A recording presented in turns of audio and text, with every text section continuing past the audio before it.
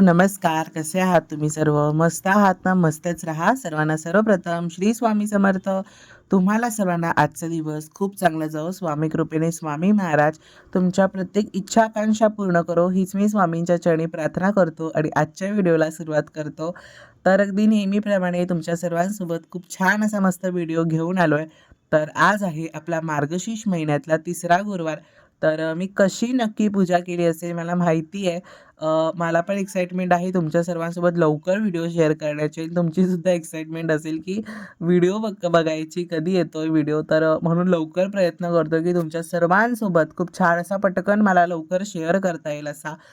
तर बघा सकाळची सुरुवात अशी मस्त छान हळदीच्या लेपनाने झाली होती आणि आज आहे माझा म्हणजे प्री बोर्ड्स असतात ना आपले, म्हणजे प्रिलियम्स असतात प्री बोर्ड्स.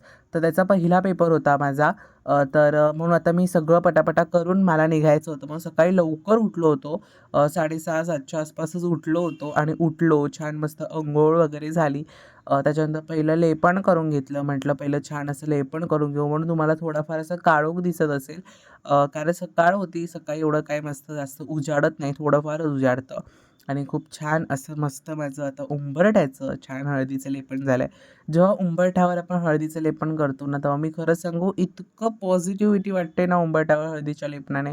आता जेव्हा केव्हाही माझा उंबरठा आम्ही बघतो आणि कोणाचा दुसऱ्याचा उंबरठा आम्ही बघतो, तेव्हा खरंच मी त्या दुसऱ्या म्हणजे ज्याच्या घरी मी जातो त्याला पण मी ही गोष्ट सजेस्ट करतो, की तुम्हीसुद्धा नक्की हळदीचं लेपन करा. बघा ज्या पॉझिटिव्ह वाइब्स आहेत ना, ते नक्की तुम्हाला अनुभवायला मिळतील.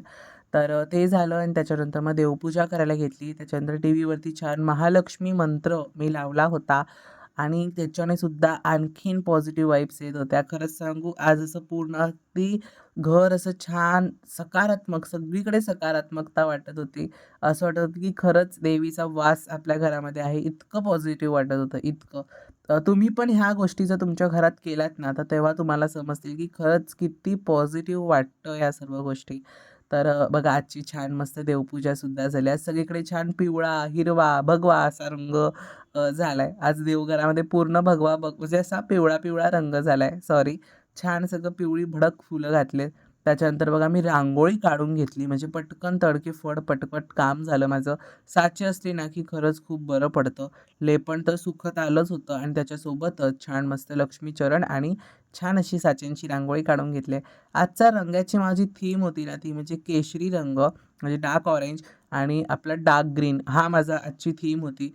कारण देवीचं वस्त्रसुद्धा तसंच काहीसं होतं. तुम्ही पुढे-पुढे बघा, की कशा-कशा काही-काही गोष्टी आहेत. तर असं सर्व सामान मी सगळं गोळा करून आदल्या दिवशी रात्रीच ठेवलं होतं. तरीसुद्धा आता सगळं काय-काय मी पाहत होतो, की काय-काय सामान नाही आहे, काय आहे. तरी सगळं काही गोष्टी घेऊन आपण पूजेला बसलो, तरी काही ना काहीतरी राहून जातं आणि पूजेतून उठावं लागतंच. असो, पण काय असेल ज्या गोष्टी आपण फेस करायच्या आणि पटापट आपली छान मस्त पूजा करायची. आणि आज मी करत होतो ती म्हणजे धनलक्ष्मी कुंचनची सेवा. तर कुंचनसुद्धा खूप छान असा मस्त साफ स्वच्छ करून घेतला होता. तर बघा असे समय आपल्या सज्ज झाला आहे, चौरंग सज्ज झाला आहे आणि आपली प्रभावळ बघा ती किती सुंदर दिसते पूजेमध्ये. खरंच म्हणजे अशा काही-काही गोष्टी आपण पूजेमध्ये आपल्यासाठी बनवत असतो ना, त्या खरंच इतक्या सुंदर रिझल्ट देतात. तेव्हा असं आपल्या स्वतःला विश्वास पटत नाही, की खरंच ही गोष्ट मी बनवली आहे. इतकं भारी दिसतं. तर आता छान तयारी तर झाली देवीची. देवीची म्हणजे देवीची सगळी जी मांडणीची आहे त्याची तर तयारी झाली. तर आता देवीची मांडणीची तयारी करतो, म्हणजे देवीचं जे स्वरूप आहे त्याची तयारी करतोय. तर बऱ्याच वेळा म्हणजे आधीचे जे 2 व्लॉग्स आपले गेले म्हणजे मार्गशीर्ष महालक्ष्मीचे पूजेचे, म्हणजे पहिला गुरुवार आणि दुसरा गुरुवार. तर दोन्ही गुरुवारच्या व्हिडिओजमध्ये तुम्ही बघितलं असेल, की हा जो छोट्या साईजचा माझा चौरंग आहे ना, तर हा चौरंग मी वापरला होता फक्त देवीची स्वरूपाची मांडणी करण्यासाठी. म्हणजे फक्त देवी आई त्याच्यावरती बसणार होती, विराजमान होणार होती आणि बाकीचे सर्व जी विड्याची पानं वगैरे होती, ती मी पुढे अजून एक सेपरेट पार्ट बांधायचो आणि तिथे करायचो. पण प्रॉब्लेम असा व्हायचा त्यामध्ये, प्रॉब्लेम असा काहीच नाही, पण तो अख्खा चौरंग म्हणजे पूर्ण देवीलाच जायचा आणि मग मला आणखीन सेपरेट मग पुढे मांडावं लागायचं आणि मग ते आणखीन पुढे होत जागा खूप अशी कॉम्प्लिकेटेड होत जायची. तर आज म्हटलं आज स्वरूप पण देवीचं जे मी करतोय ना, तर ते छोटंच होतं. म्हणजे जास्त असं मोठं वस्त्र नव्हतं.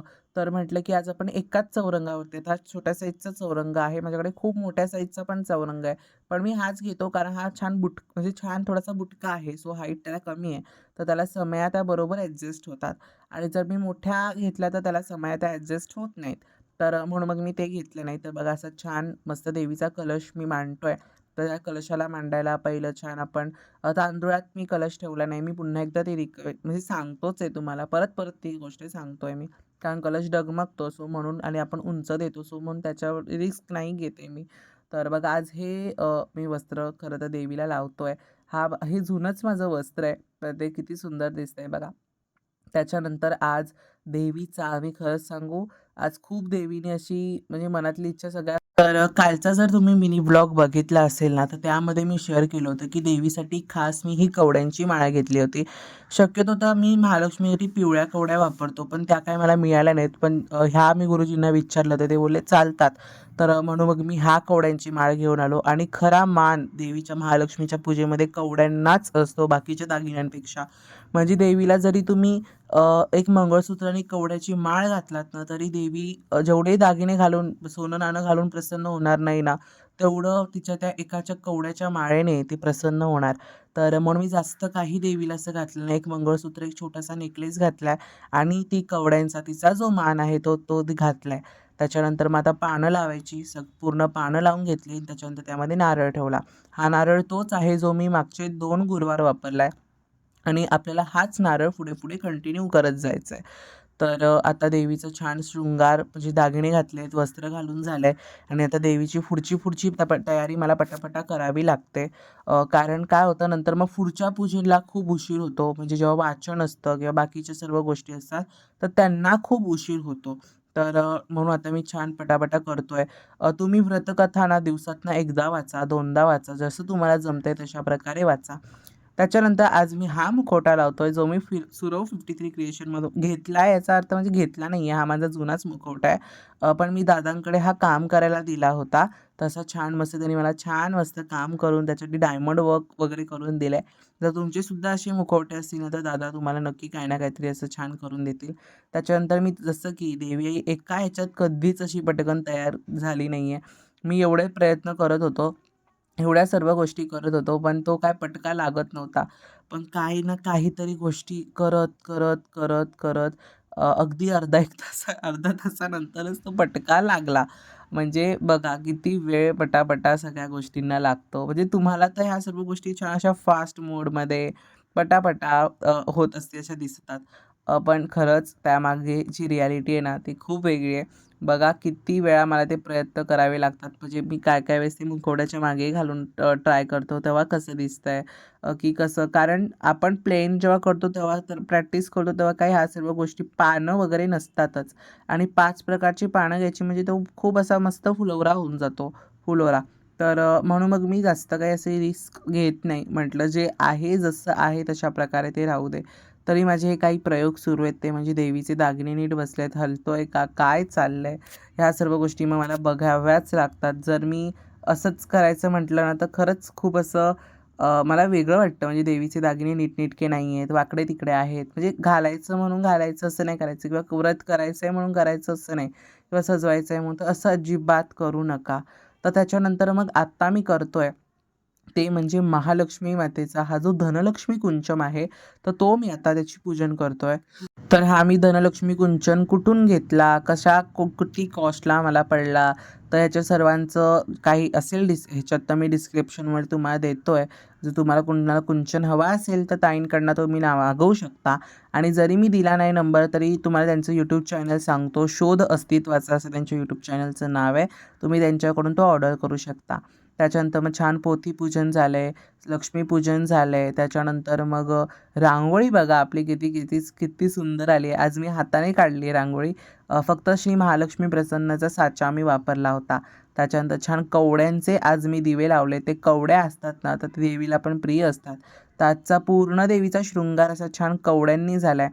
त्याच्यानंतर धनलक्ष्मी कुंचम असा छान मस्त भरला जसा कुंचम भरतो ना, तशी त्याचा जो प्रभाव आहे, तो भरत जातो असं म्हणतात आणि त्याच्यातनं जी निघणारी जी पॉझिटिव्हिटी आहे, ती संपूर्ण आपल्या घरामध्ये पसरत असते. तर बघा छान आता हा जो अष्टलक्ष्मींचा सिक्का आहे, तर तो आहे. तर तो लावला आहे. त्याच्यानंतर असं सगळं करत मग माझी अशी सुंदर मस्त धनलक्ष्मी कुंचनची पूजा झाली आहे. तर देवीसाठी पहिली तर आम्ही वेणी आणली होती. म्हटलं देवीसाठी वापरू. पण ती देवीला नीट बसत नव्हते आणि ती दिसायला पण एवढं नीट दिसत नव्हतं. मग ती वेणी मग मी आपलं हे जे कुंचम आहे त्या कुंचमसाठी वापरली. तर अशा प्रकारे आजची छान पूजा झाली आहे. त्याच्यानंतर आणखीन एक नवीन गोष्ट मी तुम्हाला दाखवतो बघा. हा एक नवीन दिवा मी घेतला आहे देवीसाठी. देवीसाठी म्हणण्यापेक्षा माझा बाहेरचा जो दिवा आहे ना तो खराब झाला होता आणि खूप हवा यायची त्याच्याने तो दिवा सारखा विझायचा. तर म्हणून मी हा एक दिवा घेतला आहे. खूप स्वस्तात मस्त आणि छान क्वालिटीत आहे, जड आहे, पितळाचा आहे. तर मला तो प्रचंड आवडला आहे आणि बघा अजिबात तो विझणार नाही. तुमचं देवघर जरी असं खालती वगैरे असेल आणि हवेने तो जात असेल दिवा, तर अशा प्रकारचा एकदा तुम्ही दिवा घ्या. ह्याला स्वास्तिक दिवाच म्हणतात. त्या दादांनी पण मला तेच सांगितलं.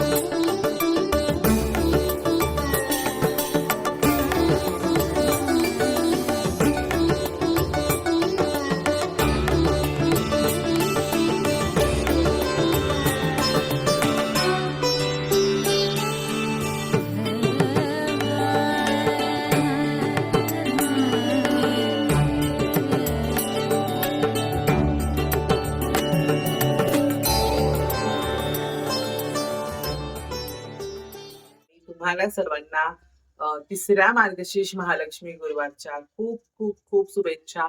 आशा करतो की तुमच्या सर्वांची खूप छान आणि मस्त अशी महालक्ष्मी मातेची पूजा झाली असेल. तर माझी पूजा कशी झाली आहे मला कमेंट्स मध्ये नक्की सांगा. खूप खूप खूप छान झाली. आज वाटतं की साक्षात कोल्हापूर महालक्ष्मी अंबाबाई माझ्या घरात आली आहे. माझा नेहमी असा प्रयत्न असतो की लक्ष्मीपूजनला पण तुम्ही बघता की मी आपलं जे दिवाळीचं लक्ष्मीपूजन होतं तेव्हा पण मी अंबाबाईचं स्वरूप करतो. आणि देवी आई ह्यावेळेस तर माझ्या डोक्यात प्लॅनच नव्हता की मी अंबाबाईचं स्वरूप करेन.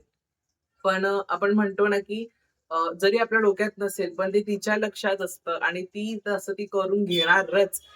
तेच झालं आज माझा प्रिलियम आता मी 12वीला आहे. सो आज माझा प्रिलियमचा पहिला पेपर आहे इंग्लिशचा. तर आता मी सकाळी लवकर पूजा मांडायला घेतली होती 8:00-8:30च्या आसपासच. उठलोच 7:30 होता 7 वाजता मी आणि मग सगळं आवरलं, देवपूजा केली, उंबरठा पूजन वगैरे सगळ्या गोष्टी केल्या आणि मग त्याच्यानंतर मग मी पूजा मांडायला बसलो. अजून माझी आरती बाकी आहे, जी आता मी घेणार आहे. तर अजून पोथी वाचन बाकी आहे, ते पण मी करणार आहे. पण म्हटलं की तुमच्यापर्यंत पहिला व्हिडिओ आपण शेअर करू. पोथी वाचन काय मम्मी आल्यावरती पण करेन आणि पुन्हा एकदा मी घरी जेव्हा नैवेद्य दाखवेन तेव्हा सुद्धा मी एकदा करेन. तर अशा सर्व काही गोष्टी आहेत. पण मी ठरवलंच नव्हतं की आजच्या दिवशी मी एवढा साज शृंगार देवीचा करेन. आज मी ठरवलं की तो माझा साचा आहे पूर्ण बॉडीचा त्याच्यामध्ये पूजा करेन नाहीतर नॉर्मल जशी कलश स्थापना असेल तशी कलश स्थापना करेन. थोडंसं हळदी-कुंकूचं असं गोल मळवटासारखं करेन आणि मंगळसूत्र, नथ घालून, थोडासा एक हार घालून छान अशी मस्त गजरे वगैरे लावून पूजा करेन. म्हणजे काही वस्त्र नाही, मुखवटा नाही असा माझ्या डोक्यात प्लॅन होता. पण आणि त्याच्यानंतर माझा आणखीन एक डोक्यामध्ये प्लॅन आला, की ते म्हणजे देवीला अर्थात महालक्ष्मी मातेला कवड्या खूप प्रिय असतात. खास करून पिवळ्या कवड्या किंवा नॉर्मल कवड्या ज्या आपल्या असतात त्या देवीला खूप आवडतात. तर माझ्या डोक्यात प्लॅन आहे, की बाहेर अशा कवड्यांच्या माळा सुद्धा भेटतात, तर त्या आपण घेऊन येऊया.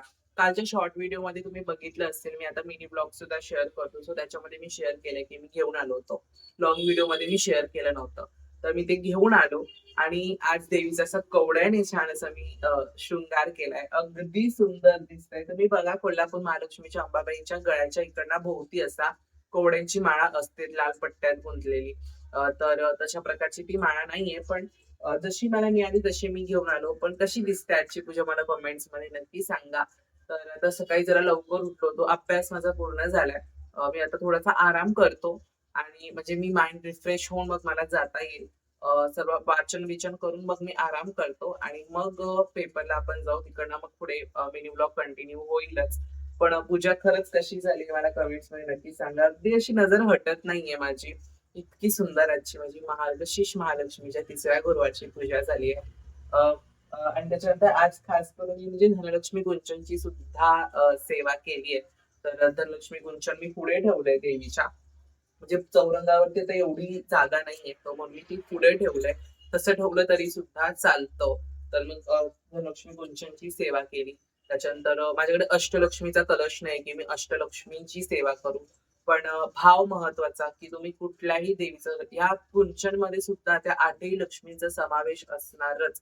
असं नाही, की फक्त धनलक्ष्मी. तुमचा भाव महत्वाचा आहे. तुम्ही ज्या कुठल्याही गोष्टीकडे ज्या दृष्टीने पाहता, ती गोष्ट तशीच तुम्हाला दिसते. जसं कावळी झाल्या माणसाला सगळं पिवळं दिसतं. अगदी तीच आता देवाच्या बाबतीत पण ह्याच सर्व गोष्टी येतात. तुम्ही समजून जा. तर असा होता आपला आजचा व्हिडिओ. जर तुम्हाला सर्वांना आजचा व्हिडिओ आवडला असेल, तर व्हिडिओला लाईक करा, शेअर करा आणि सगळ्यात महत्त्वाचं सबस्क्राईब करा. पुन्हा भेटूयात अशा उद्याच्या एका नवीन व्हिडिओमध्ये.